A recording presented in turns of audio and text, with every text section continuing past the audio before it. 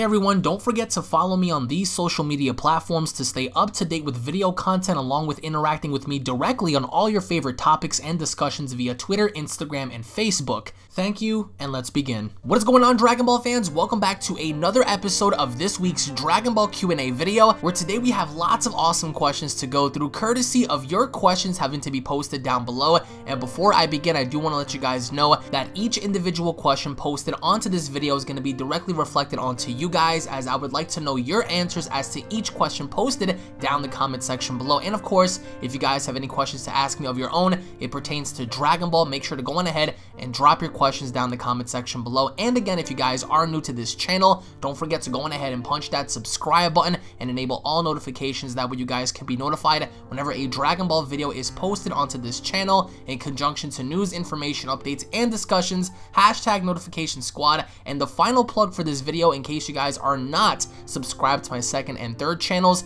you guys can go on ahead and find the links to those down in the description box for Unreal Network and for Unreal Vlogs, for behind the scenes footage and tons of awesome content on there that you will not get to find on here. So without wasting any more time, let's go on ahead and begin with our very first question of the day, which is from Soul Cybertron. Merry Christmas, Unreal. Saw you were doing a holiday Q&A, and I wanted to see if you can answer something that I'm curious about in your video. Wanted to say Happy New Year to you, bro. Thanks for the legendary content you've given us this year, and also the gameplays you did kind of made me hate Bandai because the mod community is so good. Here are my questions. Question 1, do you think Hit was eliminated too early from the Tournament of Power, and do you think he should have been given more time to fight? How would you feel about Ultra Instinct Goku versus Hit? Question 2, what are 3 things you loved and hated about this arc so far to close off the year? Good question. Question 3, will you do Dragon Ball FighterZ content on this channel, and if you do, will you do multiplayer videos? Question 4, what was the one moment that pissed you off during this arc? Oh, there were plenty. Question 5, do you honestly prefer the original Dragon Ball show or Dragon Ball GT? I had to ask. Happy holidays, homie. Much love from DC. Thank you so much, my friend. Happy holidays to you as well. I do appreciate the kind words. I do want to say, to answer your first question, yes,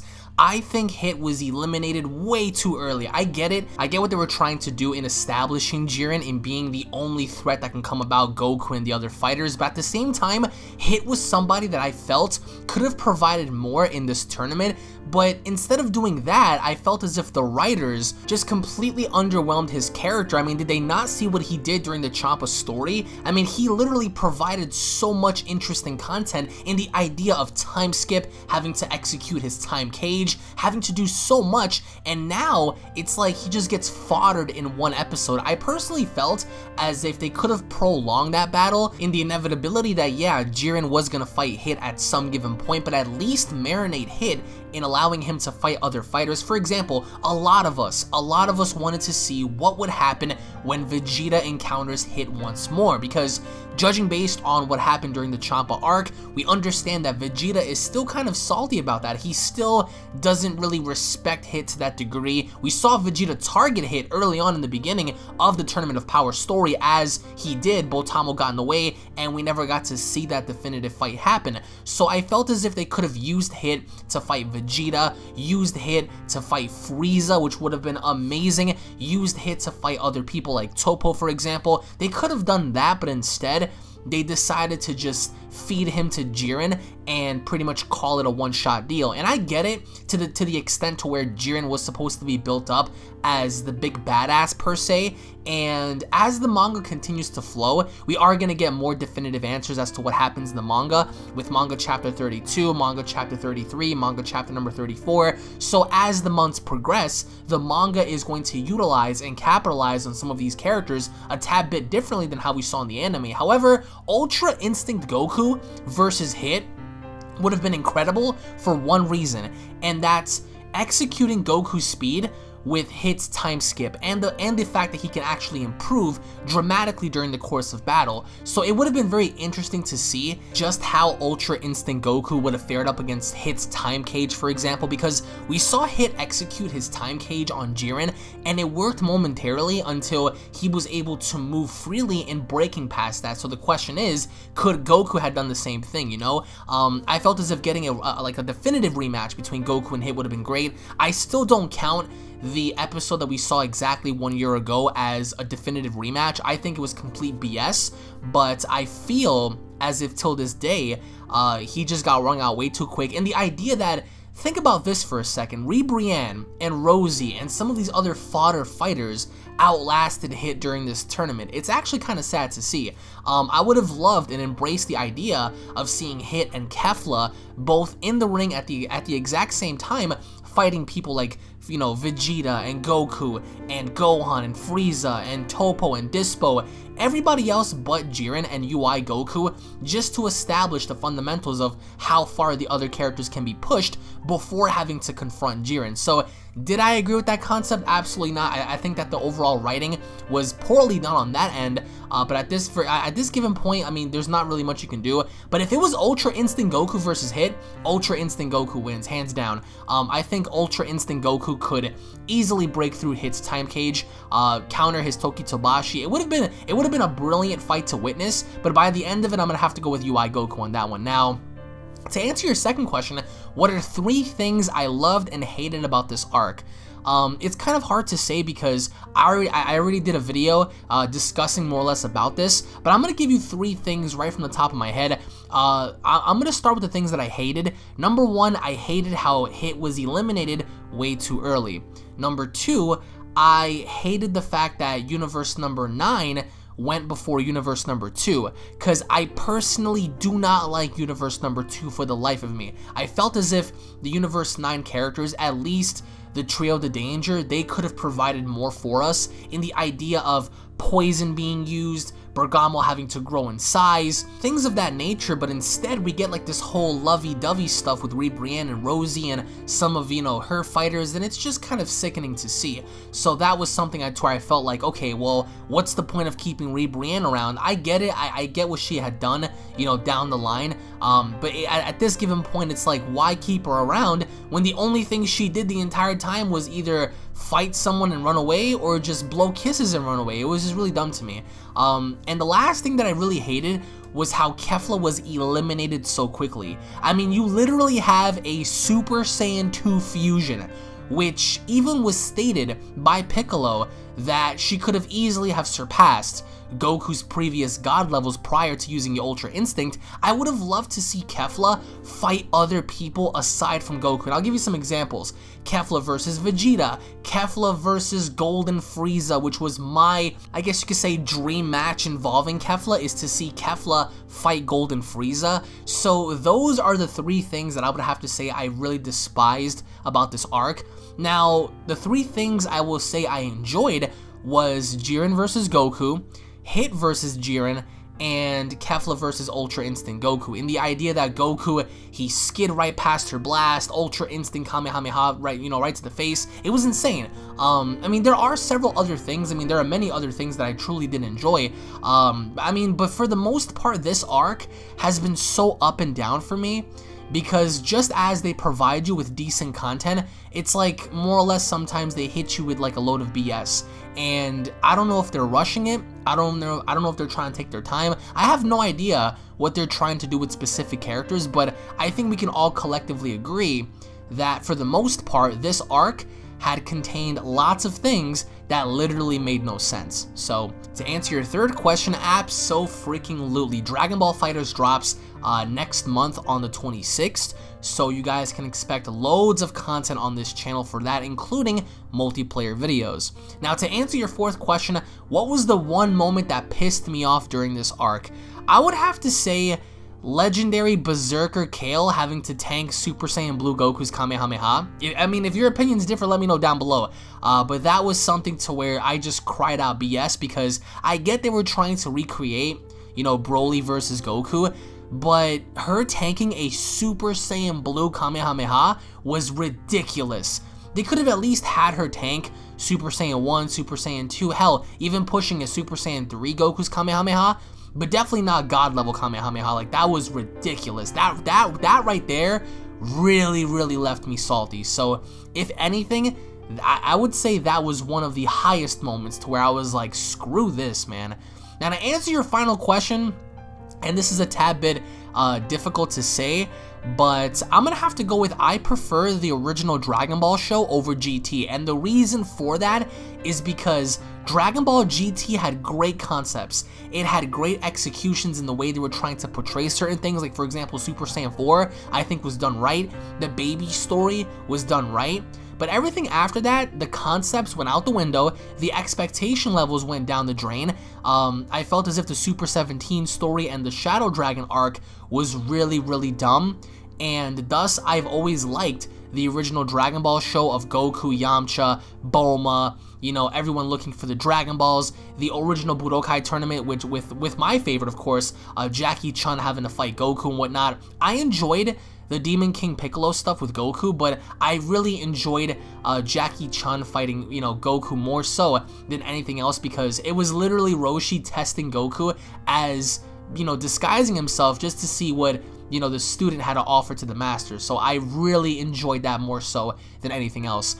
Dragon Ball GT had its good moments as well, but overall it was very annoying in the idea of having Pan run around screaming Grandpa, Grandpa, and Trunks being useless. Half the characters were pretty much useless. So GT to me, it really left a sour taste in my mouth, and all I really ever wished for was logic and for them to put more effort in terms of telling a good story. So anyways, Mr. Soul, thank you so much for your questions, bro. I hope you have a fantastic day. Happy holiday season to you as well, and I'll be seeing you down in the comment section below, my friend. And now moving on to the next question, which is from MP Rocks 2 Frost. Yo, Alex, just wanted to say that your content has truly helped me get by through the year and through all the dark times. Thank you, man. My dad had passed away. Oh, damn. And it really drove me down a deep dark hole that I couldn't pull myself out of. I already suffered through depression, and after discovering you back in February, I was able to find myself again. Your videos make me laugh, they inform me about whatever it is I'm searching for, and you're truly a sweet guy. Thanks, man. I don't have Discord, but I plan on joining soon once I get my internet at home situated. I was on the brink of suicide, and you inspired me to have something to live for. I can't repay you for teaching me to be a nicer person and to always embrace the challenges in order to become a better person.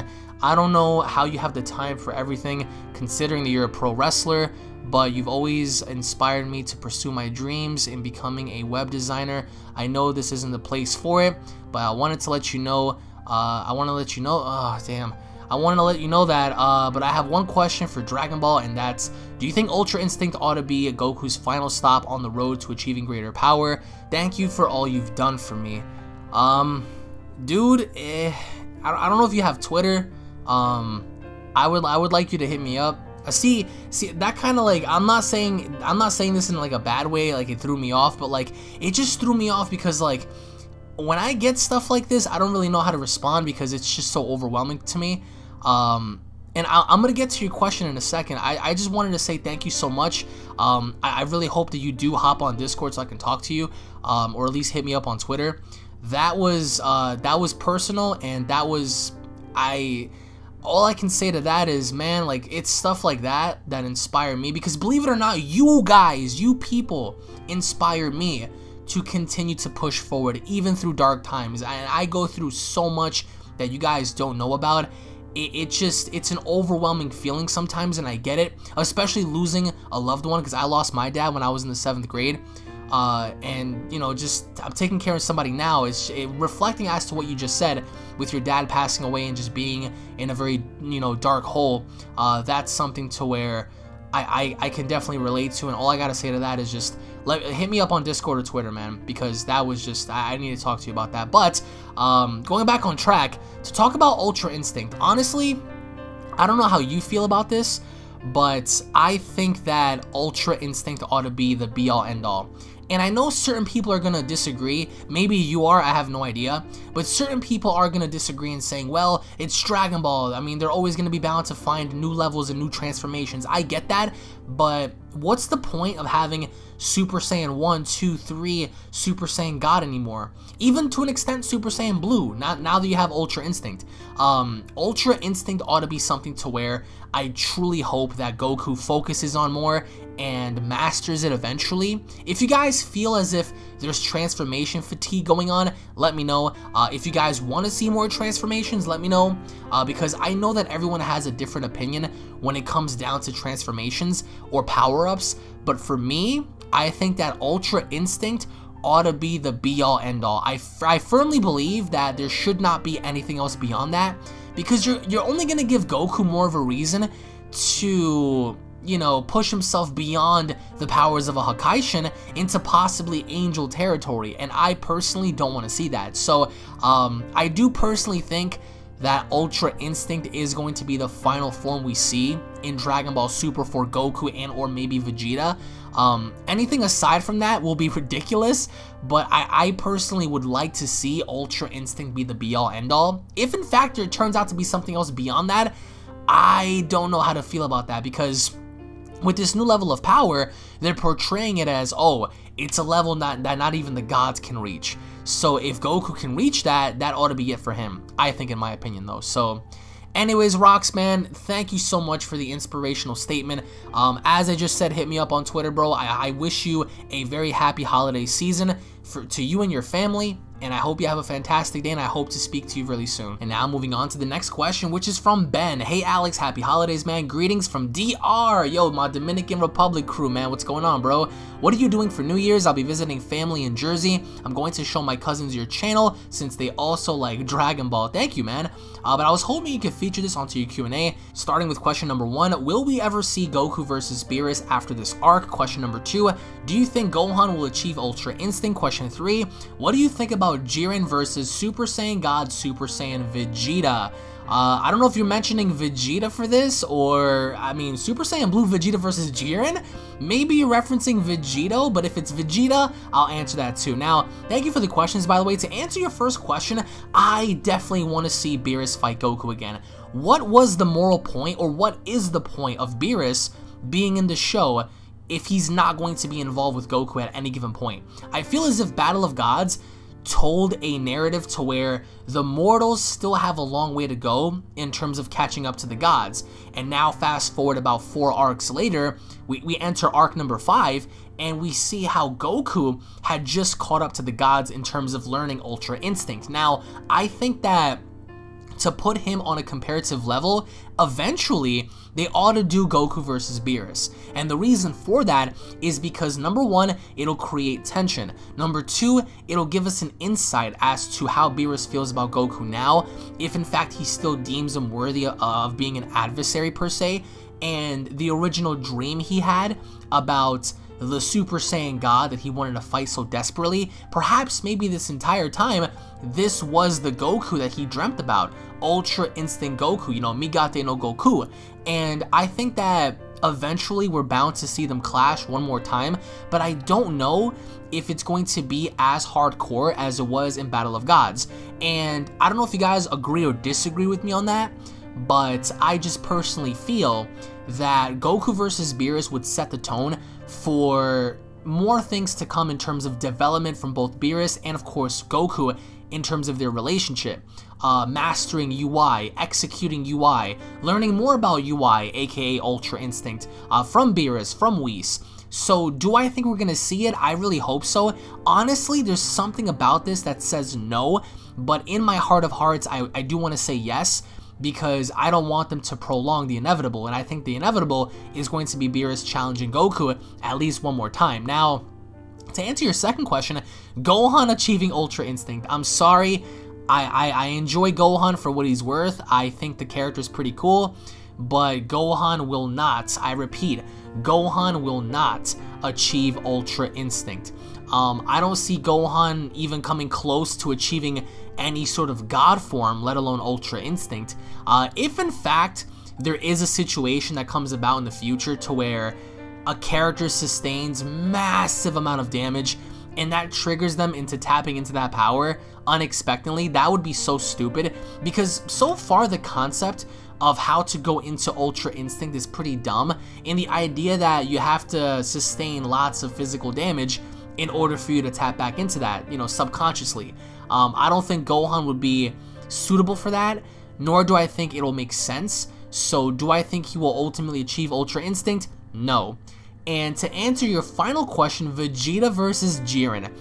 See, the thing about that is, poor Vegeta. Vegeta would not stand a chance. I mean, literally, Super Saiyan Blue Vegeta wouldn't do anything to his disposal that can get the one-up on Jiren. Unless, of course, he has UI, Ultra Instinct, then we might be talking, but Super Saiyan Blue Vegeta versus Jiren, he would get crushed. Now, in terms of Vegeto, if that's what you meant, but instead typed out Vegeta, I recently did a video talking about a hypothetical what if Vegeto actually fought against Jiren and seeing where that situation went. So for me, I'm gonna have to say if it was Vegeto, it would be an entirely different story as compared to Vegeta.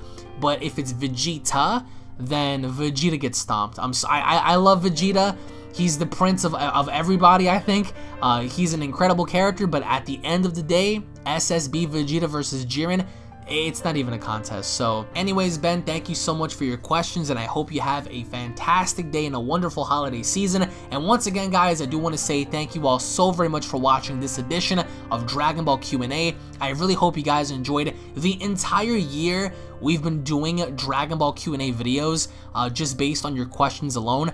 And I think going into next year, we might do more questions, and those questions might be pulled up from both YouTube and Twitter. So if you guys have any questions of your own to ask me, drop your questions and or concerns on my Twitter, which will be linked down below, and of course in the YouTube comments. I will be picking different comments from different sections to be featured in the upcoming videos. I do want to say, guys, happy holiday season. I hope you guys have a wonderful day. I hope you guys enjoy your time with your friends and your family. If you guys enjoyed it, slap a like down below. If you guys are new to the channel, don't forget to punch that subscribe button, guys. Tune back in for more, and I'll be seeing you all in the next Dragon Ball video. Take it easy, everybody, and God bless. Peace.